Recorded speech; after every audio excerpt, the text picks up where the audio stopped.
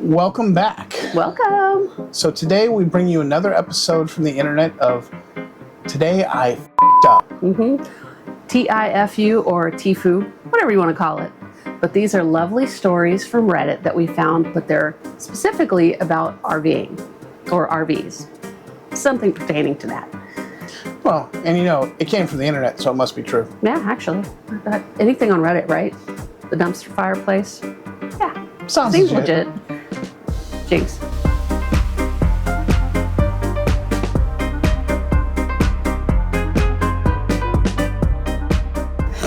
All right, so let's jump right into it. Okay, T.I.F.U. LED lights are dim in part of the motorhome after trying to replace 2 old ones. I may have messed up something. I got some replacement LED puck type lights for 2 lights that are over my bed in the back of my Class C. All the lights in the RV are LEDs. That's, same with most. I took one off, cut the wires, and put the new light on. Before I cut the wires, I hit the store switch to turn off power. What I didn't realize is that I was still plugged in and potentially getting power there. That could be bad. After I hooked up the new light and tried it, it was really dim. I tried the other lights in the area and now they're all barely working, flickering and dim. The lights in the front are fine and bright as before. I even put the old light back on, thinking maybe the new ones don't have something the old ones do. I reset all the breakers, but I think those are all for the 110 side with fuses for the 12 volt. It appears that there's only one fuse or circuit for lights, according to the label anyway. And we know how the labels are, so accurate in every single RV, right? You're lucky if you get instructions. Right. I unplugged and put it in store mode to see if maybe something will reset. And then he asked any ideas where I may have screwed up. This is a Thor 30C, by the way. FML, if you know what that means, you know. All right, edit. I figured it out. Turned out I blew a fuse. It's usually the simplest thing. Go for the fuses first, right? Correction, what was odd is that the circuit still had 12 plus volts. When a light was turned on, it went down to 8 volts.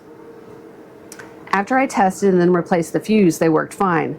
And oddly enough, the fuse was labeled back. There's another fuse labeled lights. What? See what I'm saying? Labels in an RV don't always mean a whole lot. I mean, they don't mean a whole lot in a house either, but... Let's just get this one thing straight. If you're working on your RV, chances are, at least one time, you're going to it up. Yeah, you're going to blow fuses. And if you have lack of power somewhere that has a fuse somewhere that you can replace, go check that first. That is probably going to be the simplest fix without having to do other things that are a little bit more invasive. I'm going to show you a picture of our fuse box. If you can decipher the doctor writing on there, then by all means, you're going to be a pro at taking care of your RV. Mm-hmm. Let me see. Ta-da! All right, on to the next one. T.I.F.U. by providing a humid, dark place. Wonder what that means? You're going to find out. Trigger warning, if you don't like creepy crawlies, just fast forward. I'll put a timestamp here when we're done with this story and you can see the ending of our video or whatever. But yeah, this one involves some cringy moments. All right, here we go. That does not make sense. Sweaty balls? I read it wrong. Okay. I apparently provided a swampy environment within a swampy environment.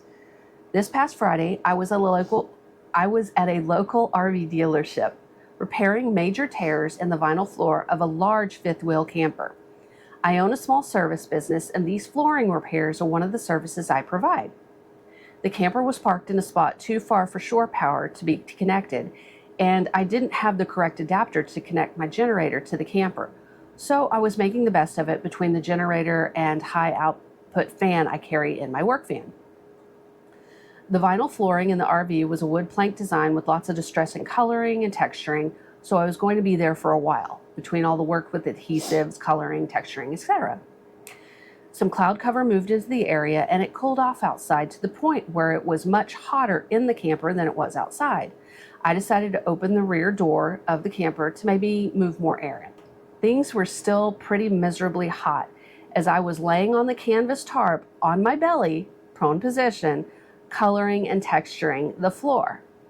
I was nearing completion, getting ready to apply a clear coat to my work when something stung me. Really high on my left thigh, inside my shorts. For 52, the speed with which I made it to my feet was pretty damn impressive. I rolled up the left leg of my shorts and what do I see? A set of brown legs and a bug's ass, skittering further up my shorts. Oh. Ugh. Okay. Oh, if that's not creepy crawly enough. Whew. Another personal speed record as I undid my belt and hopped out of those shorts. Oh, you know what's coming. Of course, Marcy, the RV sales manager, chooses this moment out of all the 3 hours I was working on that RV to stick her head in the door. I hear, "Hey, OP, how's it going?" "Ah! What's happening?" As I'm apparently doing some sort of crazed rain dance in a t-shirt, underwear, socks, and sneakers, flinging my shorts across the room.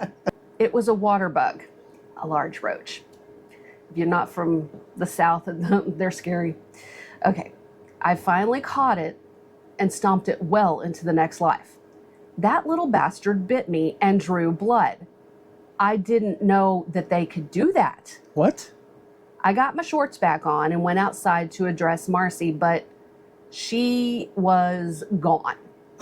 I continued walking toward the main building and ran into her, with another employee walking my way. She looked a bit distressed, and I'm sure I did as well. I told them both what happened. The other employee said it was probably a wood roach, something I'd never heard of. Marcy was like, "I didn't know what the hell was going on. I just went to get help." The other employee said, "But I didn't think wood roaches bit." I pulled up the leg of my shorts and the bite mark was clear to see.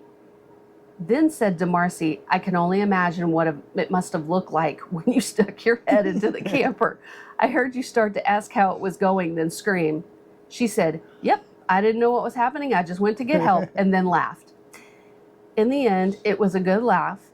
When I got home and regaled my wife with the adventures of my day, I took a minute to look up the mysterious wood roach. While they do exist in my part of the US, they're supposed to only grow 2 centimeters long. The roach that bit me was at least 2 inches long, maybe a foot. My wife just said, "Gross," then threw some Neosporin at me. Holy Christ, I'm gonna have to start rubber banding my pant legs when I work on campers in the future. I could almost understand the presence of bugs in the camper of an already purchased camper at the service center. There are clothes, food in the pantry, and all the other stuff that may attract bugs, but this was a brand new camper with nothing in it. Holy donuts, Batman. That gave me the heebie-jeebies. Yeah, I need to find out what this thing looks like, because I've never... Okay, we live in Texas, obviously. We have roaches. They're about that big, the biggest ones. We do get them in the house occasionally. They do fly, though, and that's the freaking scariest thing. Oh, but, yeah, you ever see a roach fly? Especially when it's coming at you. Or you try to pick it up and it takes off. That's a little creepy. But I've had them get on me, which, no thank you. But they've never bitten me. No. And I guess this particular one got up his shorts and kind of got mushed or moved by the shorts and fabric in his leg. So maybe it panicked and bit, but I have never known or been told that they bite. Yeah, that's a new one on me. Yeah, I'm going to have to look up what kind of roaches they are and if we have them around here, because I'm going to start stuff in all the windows around the whole house to keep this. Yeah, no. That's going to unlock a whole new fear level. Oh, yeah. I hate roaches. They're horrible.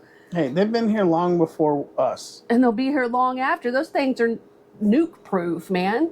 Yeah, they just need to stay on their side. We'll stay on our side and we'll be fine. That is all we have for you today. We hope you enjoyed these stories because I find them freaking hilarious and I feel really bad for these people. And if you have a story that you'd like to share with us, please leave it down below in the comments or just email us. Yeah, you can find the email on our profile. And we would love to hear some of these stories. I love stories like that. It can involve creepy crawlies. It can involve, you know, crap that you accidentally do, you know, to your RV, you know, how you fucked up, or send us stories of just cringy moments around the campground. We love to tell stories, and we hope you like hearing them. All right, guys. Well, thank you very much for tuning in, and until next time, we will see you out there. Bye. Woo!